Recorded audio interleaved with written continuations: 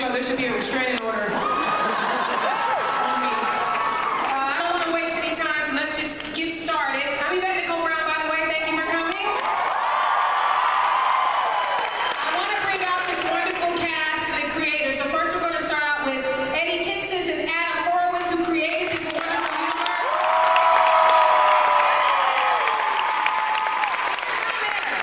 Everybody has to find their names. Up next is someone that gave me my own little personal charm attack this morning. Josh Dallas, who plays.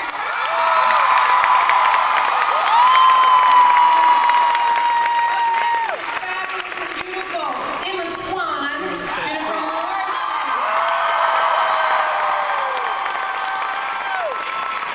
And the lovely man that has Emma in the palm of his hand, Hook Coleman.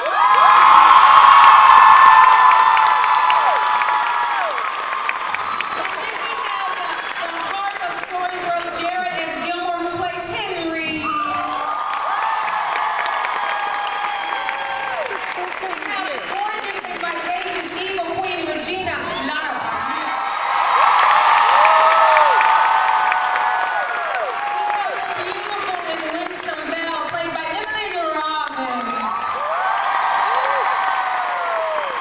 And last but certainly not least, we have Rumple, Mr. Gold.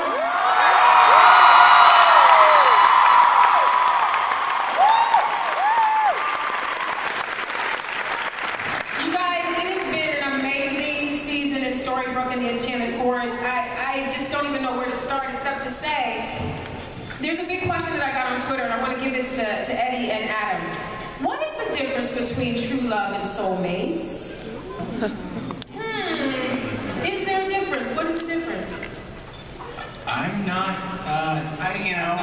Well, I would say this. I would say that in our version of true love is when you truly love somebody, and soulmate is the idea that there's only one person for you. And I think on our show we've learned that happy endings aren't what they expect. And so even though you love somebody, if that doesn't work out, it's okay to love again. and I think with both true love and with soulmates, there are things that are in flux. You can work and you can find them, and there is always hope for finding what you think is your true love or your soulmate. I know that you can't find them on Twitter. There's been a lot this season about Belle and Rumple. And there was a bit of deception in that finale.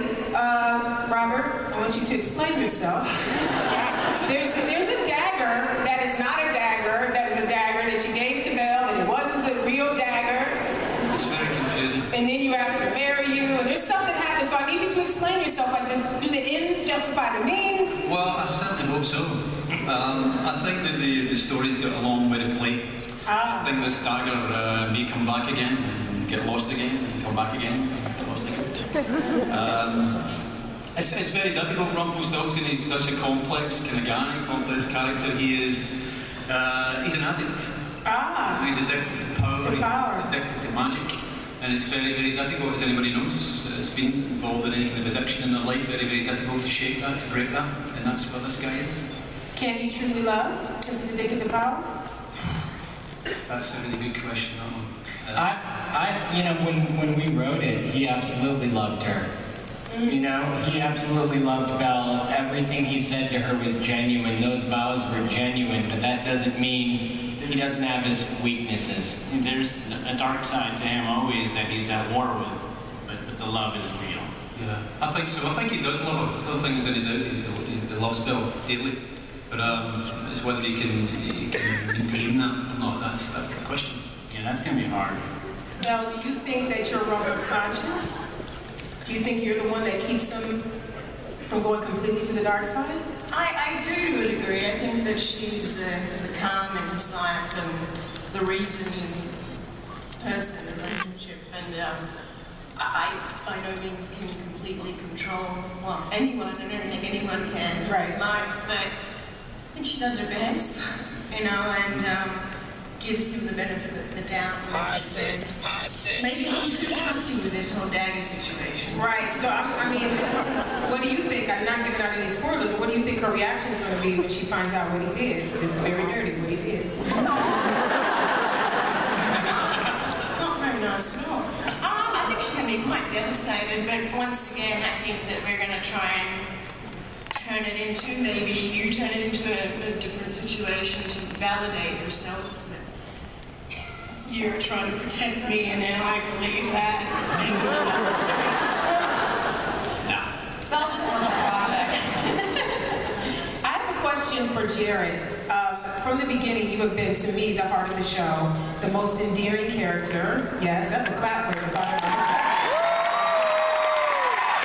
I want to say this, young Jared, you were chilling as Pan. Chilling. And I want to know what that was like for you to go and play the whole other side of, well, you weren't yourself, but another side of the character. Yeah, you know, it was amazing playing Pan for a change, because Henry's such a nice person. He wants to make everyone happy. He wants to help as much as he can.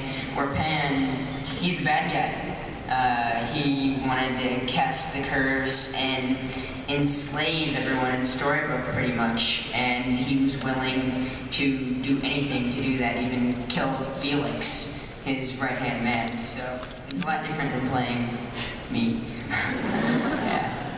Eddie and Adam, I remember you said once that Neverland was not the easiest land to clear. So what is the process like usually for you guys when you say, I want to go to this land or I want to show this character? Is the process easy usually to clear, or is it something that where someone said yes quicker than you expected? It varies. You know, with Neverland, it was something we wanted a part of the show from the start. And we were very lucky that our partners at ABC were able to make that happen for us by the time we got to the second season. But it's, you know, kind of a case-by-case basis. So what is the writer's room like if you come up with an idea and it's like, I want to do it? How do you guys figure it out? That, you know, we are up here, but there is a team of writers. Many have been with us since the beginning. And so what we thought is it might be fun if you see, like, hey, what made you decide, you know, how do you come up with the villains? How do you come up with the stories? And what we do is every year we do what we call mini camp. So we thought... This year we had a documentary crew take a look at that process. So why don't you guys take a look? I would like to say a big thanks to our dear friend and our mentor, Carlton Hughes. If we're not for Carlton, this show, and Adam and I would never be out here. Thank you for Carlton for everything and doing that. And also, our writers, some of them are here today. Ooh, would you guys stand up, writers. Let's see you.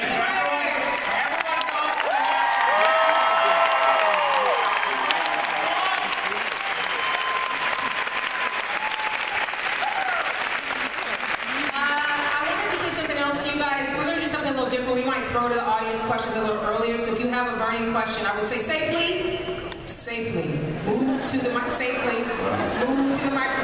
If somebody knocks somebody out, the question's not getting in, I'm telling you right now. Okay, I have a question for the lovely Lana. First of all, girl, you are fierce in every way. You know I adore you. And you had an amazing year. You fell in love, you had revenge, you had heartbreaking moments because Henry didn't remember you. So I want to know, what has this year been like for you, and how delicious has it been to play all these different sides of Regina? It's been awesome. So much fun. I love her arc, from where she started with this void in her heart, and she was just badass evil queen, to realizing her potential to love someone. This someone who filled the void, to then meeting her true love. And she's just come so far, and I'm proud of her growth. Well, I want to say this, how bad is it going to get for Emma now? Is it Mary? I don't know if you know, but Mary, that's why they seated us at opposite ends of the table. How you feeling, Jen? You feel all right about what you got? Over here. What do you think is going to happen with this situation now that you brought back Mary? Yeah, you know, it's one of those things that, this is the genius of Eddie and Adam, it's an impossible situation. I can't apologize for saving a life, and also I'm horrified that I've gotten in the way of Regina's happiness. And then I think we all sort of become concerned that that might spiral her back into some of her old ways. And because she has come so far, and because we all have all grown together so much, I think Emma's going to be very determined to try to keep her in the good place in her life, you know, and trying to keep something positive between them. So it's been cool. It adds a really nice element of conflict and concern and generosity between them a little bit, in the sense that, like I said, Emma really wants to try to keep her in a good place. Mm-hmm. I want to segue to something, because you've had a few suitors on the show, Jennifer. It's a few. None of them are It's about 5 or 6 really good-looking men that themselves at you. Best job ever. I want to know, who do you think her soulmate is? Because we had Graham, we had Neil, we had Hook now. It's like, who is it?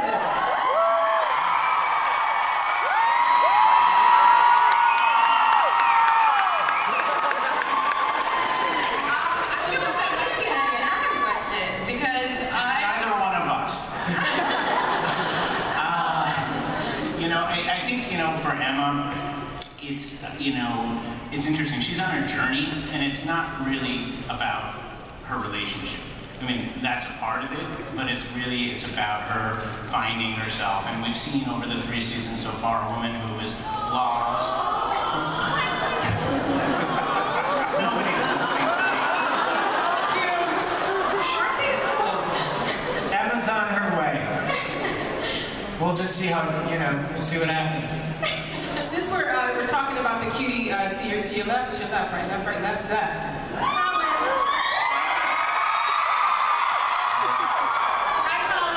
So we hear that Hook's going to come out of the Hookish guard this year, and he's going to have regular clothes. That's what I heard. And I wondered, before you leave those clothes, how heavy are they? The new clothes or the old clothes? The old clothes. I think the jacket weighs, I think they told me it was 50 pounds. Wow. Yeah. Okay, so you're kind of happy that you're going into new... Yeah, it'll be nice to wear something new. Yeah, I remember, we lost a great character this year. We lost Neil, and I thought all of the goodbyes were touching, but the one that touched me the most was when you got to say, I forgot that, I haven't touched on the fact that I was with you when you were a little boy. So how was that for you, for Hook to chase after one Belle fires love, right? Yeah. And then how was it to kind of have that moment to say goodbye to him? It was great. It was kind of, because Mike and I are great friends as well, so it was kind of a touching scene to do, you know what I mean? And it's a big thing for Hook to suddenly realise that, he would have given up everything for Belle Fire. Mm-hmm. If he'd said that he wanted to stay on Jolly Roger, he would have looked after him, and his whole life would have been a completely different thing. But I think in that moment he realised that there are more important things than sort of chasing or people having fighting and stuff like that. And it was just about his pure love for Balefire, I guess. Agreed. Josh, I'm sorry, we're trying to do a panel. I'm sorry. Distracted. You're busy. You got stuff happening. I was like, while you're on your phone, can I ask the question I have? Yeah, go ahead. Why did you ask you a question, Josh? Please. Okay, for everyone I hear that once it's been an amazing experience, but for you, it's been a life-changing experience, career-wise, and also because, you found your love, your true love. So how is Ginny doing? How is the little prince? How's all that?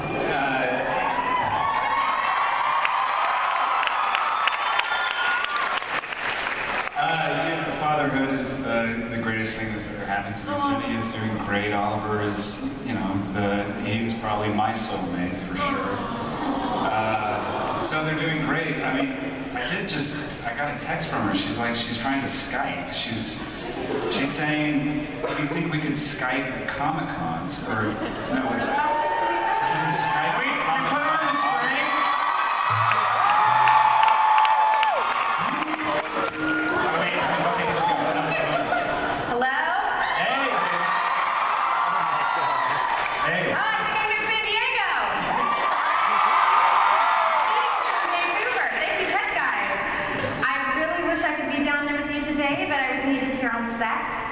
I think you know that I spent my hiatus being pregnant, followed by a surprise ending which I had a baby. So we are having a lot of fun being back at work full time. Hey, you've been changing all your lines in this scene. That's fine. Some people said I might find myself in a sort of postpartum emotional state, but I'm great. I'm trying to get this whole scene in one take. I'm ready. Between you and me, I think that postpartum supposed to meant. Yeah, this love, practice run out bloody cheesy.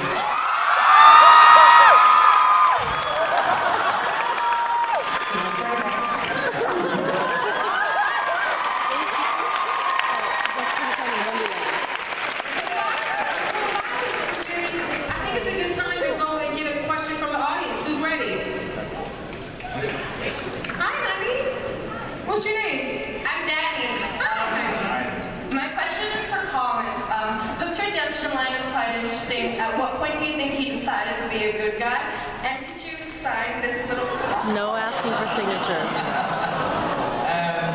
I think that he, well, he sort of, I think that he always had goodness in him, and he's so self-serving, I think, for so many years. He just, you know, he wanted to get him, and I think he was willing to use whatever means he could to do that, and now he sort of, when he met Emma, Are you saying I'm responsible for your goodness? Possibly. He realised then that he could find love again, I think, and that was sort of when he sort of had a bit of a change, I think. Thank you. Let's get another. Oh, look at the little princess Nyla. Hi. Oh, you can be queen. What's happening back there? I have a question for Regina. So cute. Hi, you're beautiful. Thank you.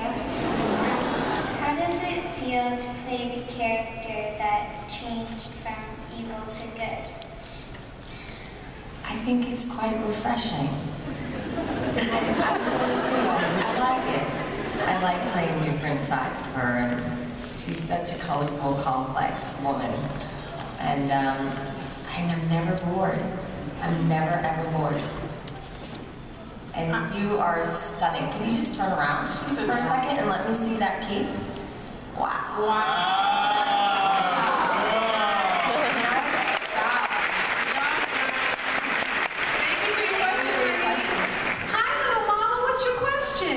Are you ever gonna make Flynn Rider a main character? Would you like to see that? Question or request? I don't know, what does the audience think? Would you like to see Flynn Rider? Maybe we'll turn on the laboratory and see what happens. See what the pizza guy says. We have another question. I remember you guys. You guys want to talk about here? I love it. It's a Rumple in person. Let's go. What you got? My question is for Robert. I was just wondering, as an actor, how do you approach going through a scene that features your son's death? Oh dear.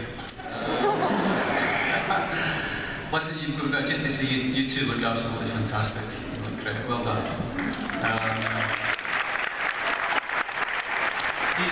These scenes are always very hard to play, very emotional to play, but they're also the kind of scenes that actors love as well, because you can explore different depths in these moments. So I always enjoy it. Adam and Eddie always write it so well, so it's always a pleasure to perform it. Yeah. I have a follow-up question. What is Mr. Gold's name in Storybrooke? What's his first name? Mr. No. Here, Adam and Eddie, it's time to reveal Mr. Gold's first name. Barbara. Barbara? Barbara Gold. Everybody who wanted to go. There you go, Barbara Gold. All right, that's canon now. Go ahead, Eddie. Archibald would be cute. Archibald Gold. I love it. Barbara's the middle name. Okay, you. Hello, my name is Chanel, and my question is for Lana. The Regal Queen is my absolute favorite, and she has gone through so much, and since we know what she's been through, this recent breakup with Robin Hood, do you think that's enough to make her revert back to evil? I think she has something up her sleeve. But is anyone surprised about that?